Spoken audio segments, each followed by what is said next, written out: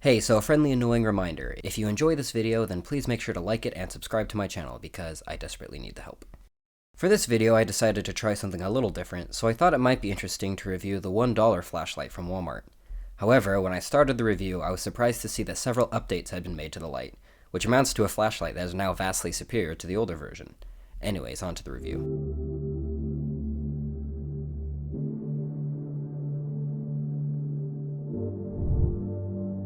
The light is 11.8 centimeters long and 2.7 centimeters wide. It weighs only 62.4 grams with the batteries included. It is constructed entirely out of plastic, with the only metal components being those used for the internal wiring. The plastic feels pretty high quality for its price, and seems rather durable. It has a soft matte finish that gives it a good grip in the hand. The body has several grooves that further increase traction in the grip. The rear of the light features a large reverse clicky, which feels cheap as expected. The rubber boot is of decent quality but is rather loose. Unfortunately, these reverse clicky switches, which are often found on inexpensive lights, only allow for momentary off while the light is already on. So while it's technically capable of momentary, it is not practical or useful. The threads are fairly smooth and I don't ever have issues while disassembling the light. There are no O-rings in place on the light, which means that water resistance is minimal. The internals of the light are cheaply built as expected. The current is carried through a thin metal ring circling the joint above the threads, which contacts a thin metal strip that runs down the body to the head. On a positive note, both the head and the body contain thin springs, which will ensure a good contact and provide a bit more shock protection to the batteries. As with most lights of this type, the batteries are held within a plastic 3-cell carrier that also contains the electric contacts. This carrier is very cheap and flimsy, and in my experience will break very easily. The good news is that this is clearly a generic carrier, and thus is identical to every other carrier found in these cheap lights, and can be easily replaced. Included are 3 AAA alkaline batteries. The head of the light houses a single domed emitter.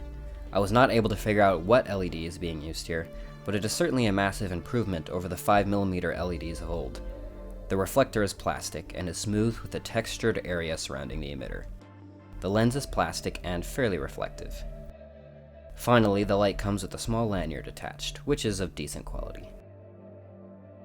The interface of this light is pretty simple. Press the button to turn it on. Press it again to turn it off. The light outputs about 50 lumens, which lasts roughly about 2 to 3 hours. It does not contain any sort of driver, and as such is a pure direct drive. Note that the use of different batteries such as nickel metal hydride and disposable lithiums will change the performance, though not drastically. Because of these factors, the output of the light is quite variable and changes drastically over time as the batteries lose their charge.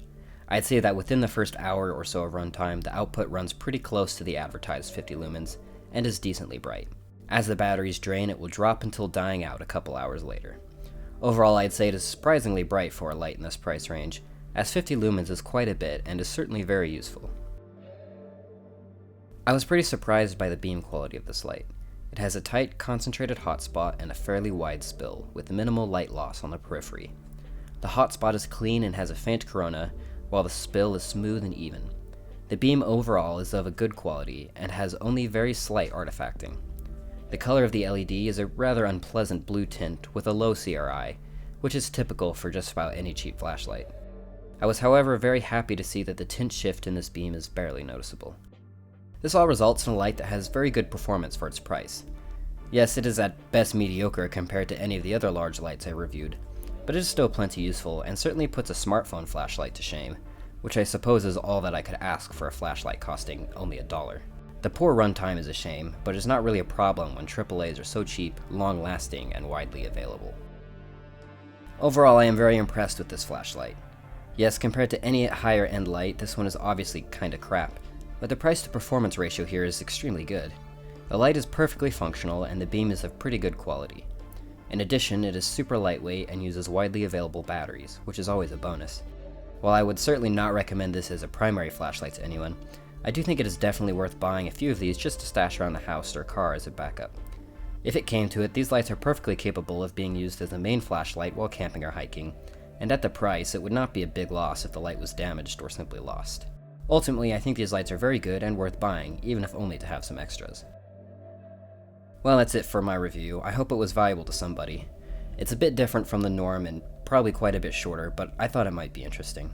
If you enjoyed it, please make sure to subscribe, and if you have any suggestions for me, leave them down in the comments below. I'm hoping to get some more videos out soon, so stay tuned for those, and in the meantime, thanks for watching.